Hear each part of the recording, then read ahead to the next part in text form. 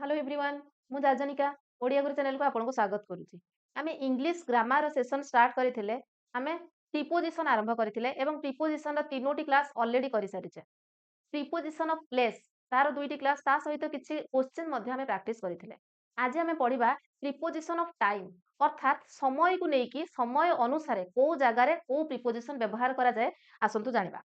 ताले आरंभ करिबा देखंतु प्रथम स्लाइड को जिबा आमे आर्ट को जगह व्यवहार करू आमे जेतेबेले प्रीपोजिशन ऑफ प्लेस पढिथिले सेथिरे मध्ये देखिथिले को स्थान रे आमे आर्ट यूज करूथिले। आर्ट द डोर थिला सेमति आर्ट द बस स्टॉप कोनसे गोटे निर्दिष्ट समय रे सॉरी निर्दिष्ट स्थान रे ओके गोटे डेफिनाइट प्लेस बा पॉइंट ऑफ प्लेस रे आमे आर्ट रो यूज करूथिले। सेही भଳି भाबरे पॉइंट ऑफ टाइम जगह रे मध्ये आर्ट रो यूज करा जाय। देखिबा it is used with exact point of time जदि कोनसे गोटे निर्दिष्ट समय विषय देइछि ता पूर्वरु आमे आर्ट लगेबा एक्जाक्ट पॉइंट ऑफ टाइम पूर्वरु आर्ट लागे जेमिति कि ही अराइव्ड एट 3 o'clock पूरा हमको निर्दिष्ट समय एठी देई देला जे से 3टा बेलकु पहुंचिला ओके तेनु ता पूर्वरु आर्ट यूज हला सेमिति हाफ पास्ट 10 सेमिति जत्ते बेले कोनसे गोटे पर्टिकुलर टाइम आपनको देई देइथिबो क्वेश्चन रे ता पूर्वरु आपण आखि बंद करिकि आर्ट यूज करिवे। पुणी देखिबा with the names of festivals ए दुईटी जगह आपण मने रखिबे आर्ट को जगह रे यूज हुए ना पॉइंट ऑफ टाइम जगह रे एवं पर्टिकुलर फेस्टिवल पूर्वरु मध्ये आर्ट लागे फेस्टिवल ना जदि कोनोसी पर्व परबाणी रो ना देछि जेमिति कि art Christmas art Holi art Diwali art new year okay ताहले एठी खाली हमर रूल मने रखिबार अछि प्रीपोजिशन केवल बारंबार प्रैक्टिस करिवे तार नियम गुडी को मने रखिबे आउ किछ नै को जगह रे को प्रीपोजिशन व्यवहार करा होउची ओके गोटे एग्जांपल जदि देखिबा he is in bed at this time सी वर्तमान बेड रे अछि आपण कहिबे एठी तो 20 मोमेंट लेखा हेछि एठी तो कोनोसी निर्दिष्ट समय देइनी ओके ताहले आमे एबे जो समय रे कथाटी कहूचे सेही समयटा को सूचौची ही इज इन द जो एट दिस मोमेंट माने कोन सी एबे बेड रे थिबो एई मुहूर्त रे थिबो ता माने मु जेतेबेले कथाटा कहूची से समयटा मते जणा अछि ओके एई टाइम रे सी एबे बेड रे थिबो ताले जेतेबेले गोटे पॉइंट ऑफ टाइम हमकु देई दोउची से समय रे आमे आर्ट यूज करूचे बेसी कंफ्यूजिंग हमकु लागे इन आउ ऑन भितरे तेणु पूरा ध्यान देकी शुणु इन को जगह व्यवहृत हुए एवं मैक्सिमम एग्जाम रे मध्य ए इन आउ ऑन भितरु बेसी क्वेश्चन पड़ी थाए आ एथिरे ही बेसी रूल्स भी हमकु मने रखिबा को पड़े नहले जेमति आर्ट रे हमें दीटा रूल देखिले okay with in from till until एगुडा सब बाय एते सब रूल न थाए गोटे दीटा मने रखि देले चलिबो ठीक अछि इन कोठी ताहले व्यवहृत हुए देखंतु ईयर जदि गोटे वर्ष विषय रे कहिछि वर्ष माने कोन कोनोसी मसिया ओके कोनोसी मसीहार जदि ना देइथिबो जेमति कि इन 2005 इन 1920 ओके इजे जिंस माने रखिबे जदि माने सीजन्स रो ना दे देछि सीजन्स माने कोन ना हमर रहिला इन विंटर शीत दिन इन समर ओके ताहले सीजन पूर्वरु मध्ये इन बसे सेमिति पार्ट ऑफ मंथ मंथ रो आमे जदि देखिबा ओनली मंथ जदि लेखा थिबो मंथ पूर्वरु इन बसेबा सेमति नै मंथ रो जदि नेम थिबो जेमिति कि जनवरी मास इन जनवरी इन मार्च इन फेब्रुआरी ओके सेही भଳି पार्ट्स ऑफ डे दिनर किछि समय माने कोन ना मॉर्निंग थिबो नहले इवनिंग थिबो ओके ताहले in the evening in the morning but if date and day is mentioned with morning and evening ताहले ऑन हे जाय एटा होची गोटे एक्सेप्शनल केस मने रखिबे ताहले आमे कोन जानले एठी जे आमे इन को जगह रे व्यवहार करबा इन को व्यवहार करबा ईयर पूर्वरु माने जदि कोनोसी ईयर ना देछि ओके जेमति कि 2005 2009 माने 9 हला जो कोनोसी गोटे मसीहा देथिबो ता पूर्वरु इन यूज करबा आउ कोन जदि कोनोसी सीजन्स रो ना देछि ऋतु रो ना देछि ता पूर्वरु इन लगेबा ओके आउ कोन जदि मंथ रो ना देछि जनवरी फेब्रुआरी मार्च जे कोनोसी मास पूर्वरु इन लागिबो आउ गोटे होछि डे रो पार्ट्स जदि मॉर्निंग अछि in the morning in the evening एमति व्यवहार करबा किंतु एई जगह रे आपण मने रखिबे से मॉर्निंग इवनिंग सहित जदि डेट किंबा डे मेंशन रहुची मॉर्निंग इवनिंग केवल लेखा नाही ता सहित डे किंबा डेट जदि रहुची ताहले सेही जगह रे आमे ऑन रो व्यवहार करिबा जेमिति कि on Monday morning okay on Monday morning केवल मॉर्निंग थिले आमे इन द मॉर्निंग कहूथिले किंतु ता पूर्वरु मंडे आसी गला ताहले ऑन मंडे मॉर्निंग ठीक अछि एटा मने रखिबे तापर जिबा it is used with future time आउ को स्थान रे हमें इन रो व्यवहार करू आउ को जगह रे इन रो यूज करा जाय ना जदि कोनोसी गोटे भविष्यत समय को एठी इंडिकेट करिवार थिबो ओके ଯଦି ଦେଖନ୍ତୁ କୌଣସି ଗୋଟେ ଫ୍ୟୁଚର ଟାଇମକୁ ଶୋ କରୁଥିବ ଏବଂ ଫ୍ୟୁଚର ଟାଇମରେ ମଧ୍ୟ the period at the end of which an action will happen. ଆଚ୍ଛା, ଆପଣ ଯେତେବେଳେ ଗୋଟେ ସେଣ୍ଟେନ୍ସ ପଢୁଛନ୍ତି ବୁଝିବେ ଯେ ଏଇ କାମଟି ଭବିଷ୍ୟତରେ ହେବାର ଅଛି। ଓକେ, ଫ୍ୟୁଚରରେ ହେବାର ଅଛି ଏବଂ ସେଠି ବି ସେ ଗୋଟେ ପିରିୟଡ ଅଫ୍ ଏଣ୍ଡ କୁ ସୂଚଉଥିବ, ଅର୍ଥାତ୍ ସେଇ କାମଟି ଭବିଷ୍ୟତରେ କେବେ ସରିବାକୁ ଯାଉଛି ସେ ସେଣ୍ଟେନ୍ସରୁ ଆମେ ଜାଣିପାରିବା। ତାହେଲେ ସେଇ ଜାଗାରେ ମଧ୍ୟ ଇନ୍ ୟୁଜ୍ କରିପାରିବା। ଏକ୍ସାମ୍ପଲ ଦେଖନ୍ତୁ, this project will be finished in 6 month time. ତାହେଲେ ସେ ପ୍ରୋଜେକ୍ଟଟା କମ୍ପ୍ଲିଟ୍ ହେଇଯିବ ବା କମ୍ପ୍ଲିଟ୍ ମାନେ ସରିଯିବ କେବେ ଭିତରେ, ନା 6 ମାସ ଭିତରେ ସେଟା ସରିବାକୁ ଯାଉଛି ବା ସରିଯିବ। ଓକେ, ତାହେଲେ ଆମକୁ ଗୋଟିଏ ପିରିୟଡ ଅଫ ଟାଇମ୍ ମିଳିଲା, ତା ମାନେ ୱିଦିନ୍ 6 ମନ୍ଥ। ଆମେ ଏଠି ଗୋଟେ ପର୍ଟିକୁଲାର ଟାଇମ୍ କହୁନେ। ଯେତେବେଳେ ଆମେ ଗୋଟେ ପର୍ଟିକୁଲାର ଟାଇମ୍ କହୁଥିଲେ ସେତେବେଳେ ଆଟ୍ ୟୁଜ୍ କରୁଥିଲେ, at 3 o'clock, at 5 o'clock. Okay, କିମ୍ବା କୌଣସି ଗୋଟିଏ ଆମେ ମାନେ କଣ କେତେ ଦିନ ଭିତରେ ହଉଛି ଗୋଟେ ନିର୍ଦ୍ଦିଷ୍ଟ ପିରିୟଡ ଅଫ ଟାଇମକୁ ଯେତେବେଳେ ବୁଝେଇବ ସେତେବେଳେ ଇନ୍ ୟୁଜ୍ କରିବା। ହି ୱିଲ୍ ଆରାଇଭ୍ ଇନ୍ 10 ମିନିଟ୍ସ, ସିଏ 10 ମିନିଟ୍ ଭିତରେ ପହଞ୍ଚିବ। ଓକେ, ତାହେଲେ ମନେ ରଖିବେ ଗୋଟିଏ ଫ୍ୟୁଚର ଟାଇମକୁ ସୂଚଉଥିବ, ତା ସହିତ ପିରିୟଡ ଗୋଟେ period of end, at the end ଗୋଟେ ଶେଷରେ ଗୋଟେ ମାନେ କାମଟି ସରି ଯାଉଥିବ, ସେ ଯୋଉ ଭବିଷ୍ୟତ ବାଣୀରେ ସିଏ କହିବ ଯେ ଏଇ ସମୟ ଭିତରେ ଜିନିଷଟା ହବାକୁ ଯାଉଛି, ସେ ପିରିୟଡ ଅଫ ଟାଇମ ଯେତେବେଳେ ସୂଚାଏ ସେଇ ସମୟରେ ଇନ୍ କୁ ୟୁଜ୍ କରାଯାଏ। ଓକେ, ଆଉ ଗୋଟିଏ ଜିନିଷ, it was done in a day. ଆଚ୍ଛା, କିଛି ଏକ୍ସାମ୍ପଲ ରହିଗଲା ଯେ ଏଇ କାମଟି ଗୋଟିଏ ଦିନ ଭିତରେ ହେଇଥିଲା। ଓକେ, ଇଏ ମଧ୍ୟ ପିରିୟଡ ଅଫ ଟାଇମକୁ ସୂଚେଇଲା। It happen in my childhood, ମନେ ରଖିବେ ଚାଇଲ୍ଡହୁଡ ଯଦି ଥିବ, ମାଇ ସ୍କୁଲ ଡେଜ, ତା ମାନେ ଇଏ ବି ଗୋଟିଏ ପିରିୟଡ ଅଫ ଟାଇମକୁ ବୁଝେଇଲା, ଗୋଟିଏ ସମୟକୁ ବୁଝେଇଲା ଯୋଉ ସମୟରେ ମୁଁ ସ୍କୁଲ ଯାଉଥିଲି, ଯେତେବେଳେ ମୋର ପିଲାଦିନ ଥିଲା। ଇନ୍ ମାଇ ୟୁଥ୍, ମୋର ଯୁବାବସ୍ଥାରେ କିମ୍ବା ମୋର ବୃଦ୍ଧାବସ୍ଥାରେ, ଯେତେବେଳେ ଏମିତି ଗୋଟିଏ ପିରିୟଡକୁ ବୁଝଉଛେ ସେତେବେଳେ ଆମେ ଇନ୍ ବ୍ୟବହାର କରିବା। ଓକେ, ତାହେଲେ ଇନ୍ କୋଉ କୋଉ ଜାଗାରେ ୟୁଜ୍ କରୁଥିଲେ କରୁଛେ ଆମେ ଆଉ ଥରେ ମନେ ରଖିଦେବେ। ଇନ୍ କୋଉ କୋଉ ଜାଗାରେ ୟୁଜ୍ କରୁଛେ, ଇୟର ପୂର୍ବରୁ ଇନ୍ ଲାଗିବ, ସିଜନ ପୂର୍ବରୁ ଇନ୍, ମନ୍ଥ ର part, part of the month ଏବଂ ପାର୍ଟସ ଅଫ ଦ ଡେ, ଯେମିତି କି ମର୍ଣ୍ଣିଂ ଇଭିନିଂ, ଏଇ ଜାଗାରେ ଆମେ ଇନ୍ ୟୁଜ୍ କରୁଛେ। ଏବଂ ଯଦି ପାର୍ଟସ ଅଫ ଯୋଉ ଡେ ରହିଲା ତା ସହିତ ବା ତା ପୂର୍ବରୁ ଯଦି କୌଣସି ଡେ ମେନସନ ରହୁଛି ତାହେଲେ ମଧ୍ୟ ଆମେ ଅନ୍ ୟୁଜ୍ କରିବା, ସେଇ ଜାଗାରେ ତ ଇନ୍ ରହିବ ନାହିଁ। ଓକେ, ଯେମିତି କି ଅନ୍ ମଣ୍ଡେ ମର୍ଣ୍ଣିଂ, ଏଇ ଜାଗାରେ ଯଦି ଡେଟ୍ ବି ଥାନ୍ତା ଅନ୍ କଣ 25 August morning. Okay, 25 August morning ଯଦି ଥାନ୍ତା ତା ପୂର୍ବରୁ ଆମେ ଅନ୍ ବସେଇଥାନ୍ତେ। ସେଇଭଳି ଭାବରେ ତାପରେ ଆଉ କିଛି ଆମେ ଦେଖିଲେ। ହଁ, ଏଠି କିଛି ଏକ୍ସାମ୍ପଲ ଦେଖିଲେ। ଏବେ ଆମର ନେକ୍ସଟ ଇମ୍ପୋର୍ଟାଣ୍ଟ ହଉଛି ଅନ୍ ଆମେ କୋଉ ଜାଗାରେ ବ୍ୟବହାର କରିବା, ସମୟ କ୍ଷେତ୍ରରେ କୋଉ କୋଉ ସ୍ଥାନରେ ବ୍ୟବହାର କରୁଥିଲେ ପୂର୍ବ କ୍ଲାସରେ ଆମେ କରିସାରିଛେ। ଆପଣ ଯଦି ପୂର୍ବ ଭିଡିଓ ଦେଖିନାହାନ୍ତି ଦେଖିନେବେ, ତାହେଲେ ପ୍ଲେସ୍ ଆମେ ବହୁତ ଡିଟେଲ୍ସଲି ପଢିଛେ ଏବଂ ତା ରିଲେଟେଡ ଯେତିକି ବି ବୁକ୍ ରେ ଆମର ଏକ୍ସରସାଇଜ ଥିଲା ତାକୁ କମ୍ପ୍ଲିଟ କରିଛେ। ଅନ୍ କଣ କୋଉ ଜାଗାରେ ବ୍ୟବହାର କରୁ, ନା use with specific dates and days. Okay, ଯଦି ପୁରା ଆପଣଙ୍କୁ ତାରିଖ ମେନସନ କରିଦେଇଛି, ନିର୍ଦ୍ଦିଷ୍ଟ ତାରିଖ ଏବଂ ନିର୍ଦ୍ଦିଷ୍ଟ ଦିନ ଯଦି ମେନସନ ଅଛି ତାହେଲେ ଅନ୍ ବ୍ୟବହାର କରିବା। ଏକ୍ସାମ୍ପଲ ଦେଖନ୍ତୁ, ସ୍ପେସିଫିକ୍ ଡେଟ୍ ମାନେ କଣ, ନା ଅନ୍ 15 ମାର୍ଚ୍ଚ 2005, ପୁରା ଦିନ ରହିଗଲା, କେତେ ତାରିଖ, କୋଉ ମାସ, କୋଉ ବର୍ଷ। ଏଇଠି ଦେଖନ୍ତୁ, ଯଦି କେବଳ 2005 ଥିଲା ଆମେ କଣ କରୁଥିଲେ, ନା ଇନ୍ 2005 କରୁଥିଲେ। ଯଦି ଓନ୍ଲି ମାର୍ଚ୍ଚ ଥିଲା କଣ କରୁଥିଲେ, ନା ଇନ୍ ମାର୍ଚ୍ଚ କରୁଥିଲେ। ୟା ପୂର୍ବରୁ ଆମେ ଦେଖିଲେ, ନା ମନ୍ଥ ପୂର୍ବରୁ ଆମେ ଇନ୍ ୟୁଜ୍ କରୁଥିଲେ, ଇୟର ପୂର୍ବରୁ ଇନ୍ ୟୁଜ୍ କରୁଥିଲେ। ଓକେ, ଖାଲି ମାନେ ପର୍ଟିକୁଲାର ଯଦି ମାନେ ପ୍ଲେସ୍ ବା ଡେଟ୍ ଦଉଥିଲା ସେଠି ଆମେ ଆଟ୍ ୟୁଜ୍ କରୁଥିଲେ। ଯେତେବେଳେ ସବୁ ତାରିଖ, ମାସ, ବର୍ଷ ରହୁଛି ତା ପୂର୍ବରୁ ଆମେ ଅନ୍ ୟୁଜ୍ କରୁଛେ। ପୁରା ଯଦି ସ୍ପେସିଫିକ୍ ଡେଟ୍ ମେନସନ ରହୁଛି ତା ପୂର୍ବରୁ ଅନ୍ ୟୁଜ୍ କରିବା। ସେମିତି ସ୍ପେସିଫିକ୍ ଡେଜ୍ ଯଦି ରହୁଛି, ଯେମିତି କି on Monday, on a winter evening, on Christmas evening. Okay, ତାହେଲେ on Monday, on Sunday, on Tuesday, ଆମର ୱିକରେ ଯେତିକି ବି ଡେ ରହିଛି, ଯେତିକି ବି ବାର ରହିଛି ତା ପୂର୍ବରୁ ମଧ୍ୟ ଆମେ ଅନ୍ କୁ ବ୍ୟବହାର କରିବା।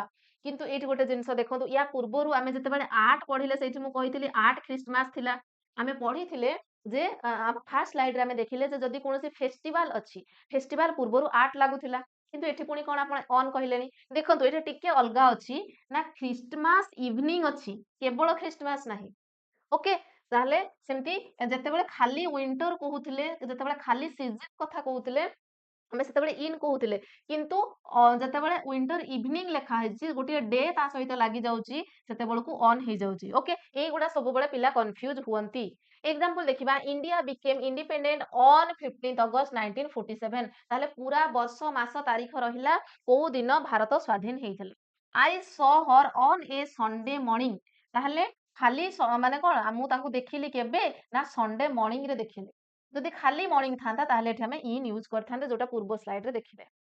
ओके ताहले आपण एबे भितरे बहुत कन्फ्यूज हेई सारिथिबे जे actually day, date, year, month एई सबरे कन्फ्यूजन रहुची इन कोउ जागारे बसुची, ऑन कोउ जागारे बसुची से कन्फ्यूजिंग पॉइंट को दूर करिबा पई मु आ गोटे स्लाइड आनिछि देखंतु जेमिति कि जदि गोटे एक्जाक्ट टाइम रहुची ताहले आमे 8 बसेबा जोटा कि 8 7 o'clock 8 3 o'clock 8 half past 10 okay सेमिति मंथ, ईयर, डे आउ डेट जदि मास रहुची मास पूर्वरु इन व्यवहार करिबा इन मे इन जून इन जुलाई जदि वर्ष रहुची ताहेले मध्य इन करिबा इन 2005 इन 2025 सेमिति जदि डे रहुची डे पूर्वरु ऑन व्यवहार करिबा on Monday on Sunday on Tuesday एवं जदि डेट रहुची ताहेले ऑन 7 सेप्टेम्बर डेट पूर्वरु ताहेले लागिबा हमर कोन ना ऑन ओके ताहेले मंथ पूर्वरु इन ईयर पूर्वरु इन डे पूर्वरु ऑन आउ डेट पूर्वरु ऑन याकू मने रखि देबे दी तीन थर देखिले मने रहि जिवो ओके नेक्स्ट होची प्रीपोजिशन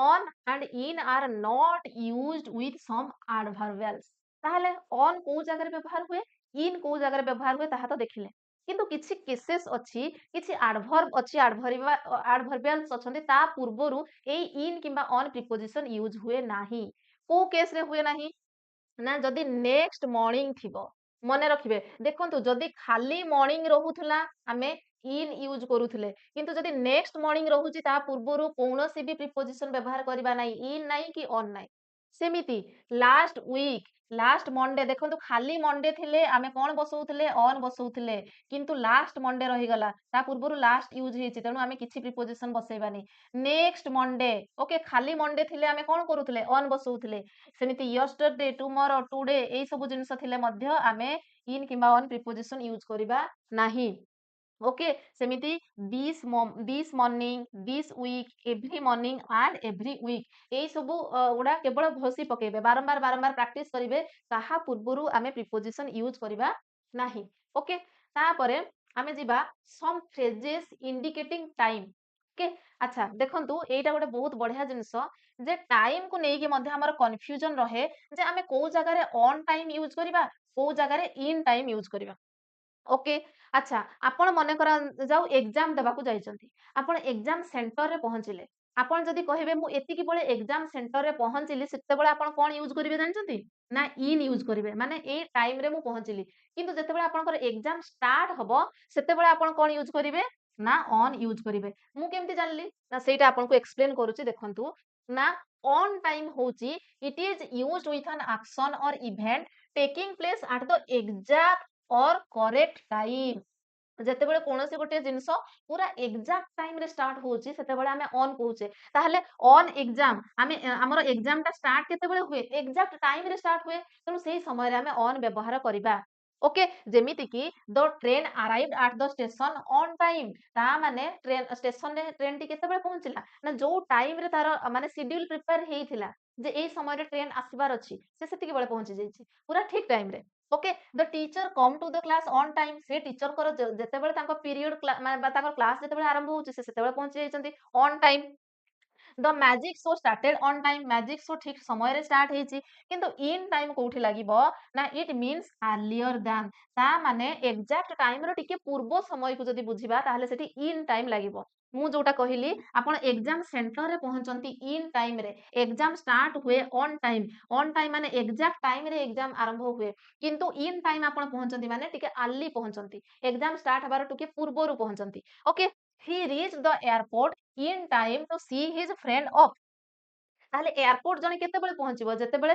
फ्लाइट टेक ऑफ करिवो से ता पूर्वरु निहाती भाबरे जिबाको पड़िबो तेनु इन टाइम हला okay he arrived in time to attend the meeting से मीटिंग को अटेंड करिबा पई इन टाइम रे पहुंचिची ता माने मीटिंग आरंभ हेइनी ता पूर्वरु से पहुंची जंते ओके जदि एठी लेखा थांता जे द मीटिंग स्टार्टेड 8 टाइम आपण कहि परिबे जे जो समय निर्धारित हेइथिला ठीक सेही समय रे मीटिंग स्टार्ट हला किंतु सी पहुंचिले सी मीटिंग स्टार्ट हेबा टाइम रे तो पहुंचिबेनी निश्चय भाबे ता पूर्वरु टिके पहुंचिथिबे तेनु अर्लियर दैन जोठी कि हमें इन टाइम यूज कले ओके कंफ्यूज हेबेनी इन टाइम ऑन टाइम कोठी यूज हबो तो एतिके भितरे बेसी इंपोर्टेंट हमर थिला इन आउ ऑन प्रीपोजिशन ता पूर्वरु फर्स्ट स्लाइड रे हमें देखिले प्रीपोजिशन 8 एबे आउ किछि छोटो मोटो प्रीपोजिशन जोगुडा कि गोटी गोटी जगह रे केवल यूज हुए जेमति कि बाय को हमें को जगह रे व्यवहार करिबा ना latest time at which an action will be finished okay माने माने एक्शन सरीबो सेही समयटा को বা usually used in future এটা ସାଧାରଣତଃ future tense case ରେ use କରାଯାଏ ଯେ ଏତିକି ଭିତରେ ସେଟା ସରିଯିବ ଯେମିତି କି the show will probably be over by 8 o'clock ତାହେଲେ ଶୋଟା ଅନୁମାନ କରାଯାଉଛି ଯେ 8ଟା ବେଳକୁ ସେ ସରିଯିବ ଓକେ ତାହେଲେ ଏଇ ଦେଖନ୍ତୁ ଏଇ ଫ୍ୟୁଚର ଟେନ୍ସ ଯୋଉ ଫ୍ୟୁଚର କେସ୍ ରେ ଫ୍ୟୁଚର ସେନ୍ସ ଦଉଥିବା ଆମେ ୟା ପୂର୍ବରୁ ଗୋଟିଏ ମଧ୍ୟ ଦେଖିଲେ ୟା ପୂର୍ବରୁ କଣ ଥିଲା ୟା ପୂର୍ବରୁ ଗୋଟେ ଆମେ ଯଦି ଦେଖିବା ଏକ୍ସାମ୍ପଲ ଆମର ଥିଲା ଦେଖନ୍ତୁ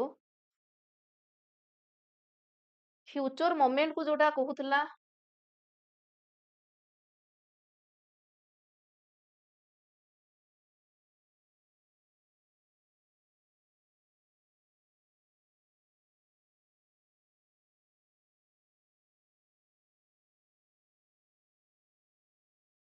ହଁ ଏଇଟା ଥିଲା it is used with future time କୋଉଟାର ଥିଲା ତାହେଲେ ଇନ୍ ଆମେ ଫ୍ୟୁଚର ଟାଇମ କୁ ଯୋଉଟା ଇଣ୍ଡିକେଟ କରୁଥିଲା ସେଥିରେ ଆମେ ଇନ୍ ୟୁଜ କରୁଥିଲେ କିନ୍ତୁ ଏବେ ଆମେ ଦେଖୁଛେ ଫ୍ୟୁଚର କେସରେ ଆମେ ବାଇ ୟୁଜ କରୁଛେ ତାହେଲେ ଡିଫରେନ୍ସ କଣ ପୁଣି ଆପଣ କନଫ୍ୟୁଜ ହେବେ ଯେ ଆକ୍ଚୁଆଲି ଫ୍ୟୁଚର ଟାଇମ ତ ଥିଲା ଦିଟା ସହିତ ଅଛି ବାଇ କୁ ବି ଆମେ ଫ୍ୟୁଚର ଟାଇମ କେସରେ ୟୁଜ କରିବା ଏବଂ ଇନ୍ କୁ ବି ଫ୍ୟୁଚର ଟାଇମ କେସରେ ୟୁଜ କରୁଥିଲେ କିନ୍ତୁ ଇନ୍ ଜାଗାରେ period at the and of the event which action will happen ତାହେଲେ ଗୋଟିଏ ନିର୍ଦ୍ଦିଷ୍ଟ ପିରିୟଡ କୁ ସିଏ ସୂଚଉଛି ଯେ କାମଟା 6 ମାସ ଭିତରେ ସରିବ ଗୋଟିଏ ପିରିୟଡ ଅଫ ଟାଇମ 6 ମନ୍ଥ କିନ୍ତୁ ଏବେ ଆମେ ଯୋଉଟା ବାଇ ୟୁଜ କରୁଛେ ଦେଖନ୍ତୁ ବାଇ ଜାଗାରେ ଗୋଟିଏ ପର୍ଟିକୁଲାର ଟାଇମ ହିଁ ଏଠି ମେନସନ କରିଦେଇଛି ଯେ 8ଟା ବେଳକୁ ଏ କାମଟି ମାନେ ପାଖାପାଖି ସରିଯିବ ଓକେ ତାହେଲେ ଡିଫରେନ୍ସ ଜାଣିପାରିଲେ usually used in future tense but latest time at which an action will be finish ଏଠି ଆପଣଙ୍କୁ ଗୋଟେ ଲାଟେଷ୍ଟ ଟାଇମ ସିଏ ମାନେ ପ୍ରୋଭାଇଡ କରିଦେଇଛି ମାନେ ଯେ ଏଇ ଭିତରେ ସରିବ ବୋଲି କିନ୍ତୁ ଆମେ ଯଦି ଇନ୍ କେସରେ ଦେଖିବା ସେଥିରେ କଣ ଥିଲା ଗୋଟେ ପିରିୟଡ ଅଫ ଟାଇମ ଥିଲା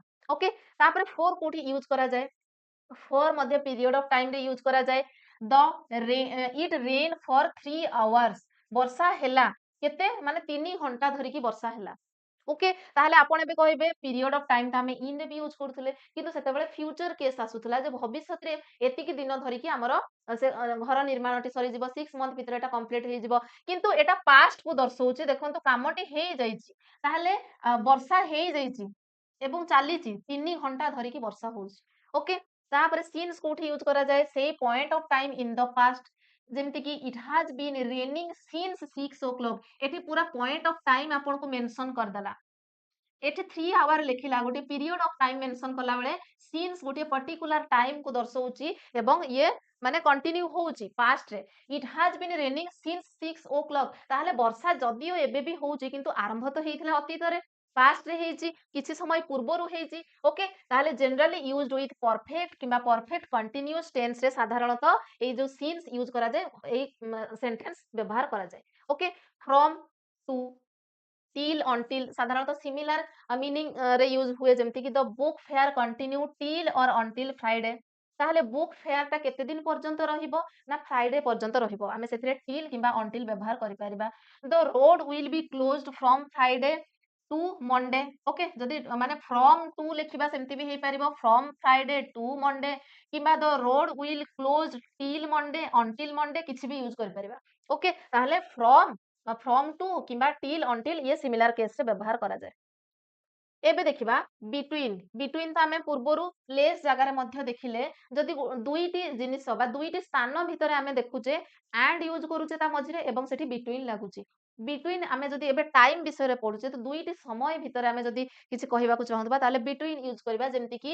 you can see the doctor between 8 AM and 12 PM ତାହେଲେ ତୁମେ ଡକ୍ଟରଙ୍କୁ ଦେଖେଇ ପାରିବ ସକାଳ 8ଟାରୁ ଦିନ 12ଟା ଭିତରେ ଦୁଇଟି ଟାଇମ ଭିତରେ ରହିଲା ତେଣୁ ବିଟୁଇନ ୟୁଜ କରାଗଲା ସେମିତି ଡ୍ୟୁରିଂ କୋଉ ଜାଗାରେ ବ୍ୟବହାର କରାଯିବ ନା ଥ୍ରୋ ଆଉଟ୍ ଏ ଡ୍ୟୁରେସନ ଗୋଟିଏ ସମୟ ଗୋଟେ ବ୍ୟବଧାନ ସମୟ ବ୍ୟବଧାନକୁ ନେଇକି ଯେମିତି କି he was absent from home during the vacation ତାହେଲେ ସିଏ ଘରେ ଆବସେଣ୍ଟ ରହିବ କୋଉ ସମୟରେ ନା ତାର ଭ୍ୟାକେସନ ସମୟରେ ଛୁଟି ଟାଇମ ପିରିୟଡରେ ଓକେ ତାହେଲେ ଇଏ throughout the duration time duration କଥା କହୁଛି she slept during the entire movie ତାହେଲେ ପୁରା ମୁଭିଟା ସରିଯିବା ପର୍ଯ୍ୟନ୍ତ ଏଣ୍ଟାୟାର ମୁଭି କମ୍ପ୍ଲିଟ ହେବା ପର୍ଯ୍ୟନ୍ତ ଯେତିକି ସମୟ ନେଲା ସେ ସମୟ ସିଏ ପୁରା ଶୋଇ ରହିଥିଲା ଓକେ ତାହେଲେ ଡ୍ୟୁରିଂ ମଧ୍ୟ ଦେଖିଲେ ଏଗୁଡ଼ା ଏତେ ଇମ୍ପୋର୍ଟାଣ୍ଟ ନାହିଁ ଗୋଟିଏ ଗୋଟିଏ ତା ବିଷୟରେ ଆମେ ଜାଣି ରଖିଲେ।